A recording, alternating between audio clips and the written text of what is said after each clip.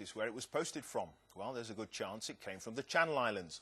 A tax loophole means that low-cost goods shipped from there by some of the biggest online retailers, including Amazon and Tesco's, can be sold without paying VAT.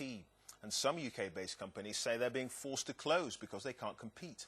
Michael Buchanan reports.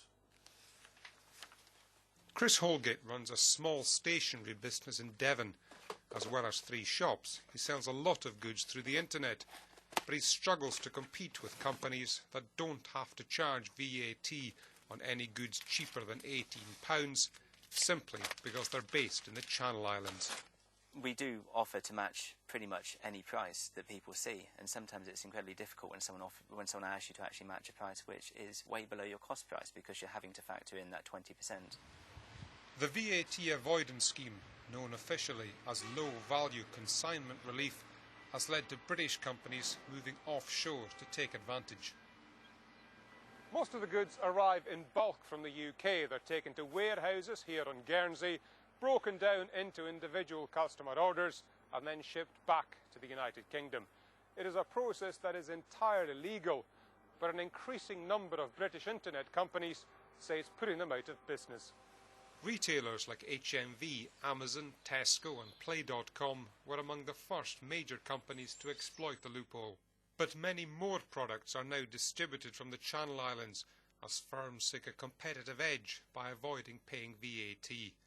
Campaigners against the relief say it costs the British government hundreds of millions of pounds in tax revenue per annum, and have now taken their complaints to the European Commission. This is a major distortion of competition within the common market, where there is supposed to be a level playing field, and there certainly is not a level playing field on internet retail in the UK at present. The tax relief was initially introduced by the British government to help Channel Island flower growers get easy access to the UK market, and companies that benefit from the scheme say scrapping it could be counterproductive. First of all, it would cost the British government far too much.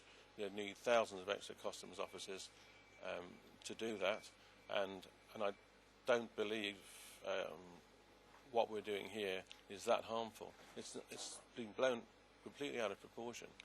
A Treasury spokesman say the government are actively reviewing the operation of the VAT relief scheme. For those small British companies that can't move to the Channel Islands, the only acceptable outcome of the review is for the tax loophole to be closed down. Michael Buchanan, BBC News, Guernsey. Coming up to 29 minutes past 7, much more to come. Do stay with us.